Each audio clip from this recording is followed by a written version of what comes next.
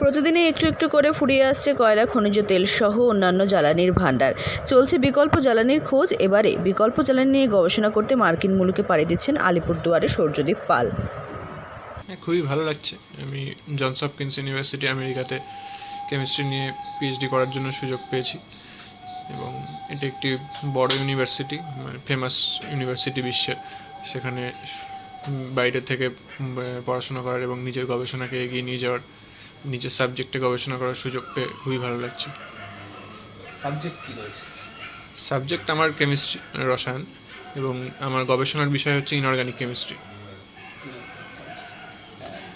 কীভাবে পেলে সেখানে সুযোগ পেলাম বলতে, আমি যাদবপুর বিশ্ববিদ্যালয়ে এমএসসি করতাম এবং তখনই আমি আমার শিক্ষকদের অনুপ্রেরণা এবং কিছু সিনিয়রদের দেখেও অনুপ্রাণিত হই। তারপর টোয়েফেল পরীক্ষা দিই আগস্ট মাসে, 2023 সালের আগস্ট মাসে টোয়েফেল পরীক্ষা দিই এবং সেখানে ভালো ফল করার স্বরূপ আমি কিছু ইউনিভার্সিটিতে অ্যাপ্লাই করার সুযোগ পাই এবং তারপর সেখানকার 4টি বিশ্ববিদ্যালয়ে পড়ার সুযোগ পেয়েছিলেন তিনি, কিন্তু জন হপকিন্স বিশ্ববিদ্যালয়কে বেছে নিয়েছেন সূর্যদীপ। ইতিমধ্যে তার ভিসার প্রক্রিয়া শুরু হয়ে গিয়েছে। আগামী 14 আগস্ট তিনি মার্কিন মুলুকে পাড়ি দেবেন এবং 26 আগস্ট থেকে তার গবেষণা শুরু হবে।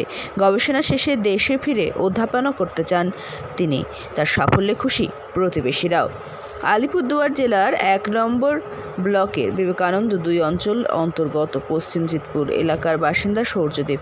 জিতপুর বিএফপি স্কুলে প্রাথমিক স্তরে পড়ার পর জিতপুর হাই স্কুল থেকে 2016 সালে 93% নম্বর পেয়ে মাধ্যমিক এবং 2018 সালে 93% নম্বর পেয়ে উচ্চ মাধ্যমিক পাশ করেন।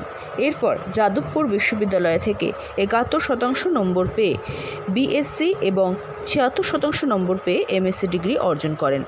সূর্যদীপ জানান, গত বছর 23 আগস্ট আমেরিকার বিশ্ববিদ্যালয়ে পড়ার জন্য টোয়েফেল পরীক্ষা দিয়েছিলেন। তাতে 120-র মধ্যে 103 নম্বর তিনি পেয়েছিলেন এবং মার্কিন যুক্তরাষ্ট্রে 4টি বিশ্ববিদ্যালয়ে গবেষণা করার সুযোগ পান।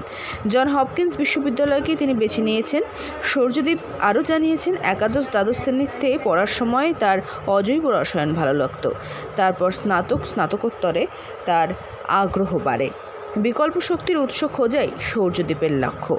তিনি জানিয়েছেন, পৃথিবীতে কয়লা পেট্রোলের যোগান দিন দিন কমে আসছে, তাই বিকল্প জ্বালানির সন্ধান পাওয়া খুব জরুরি।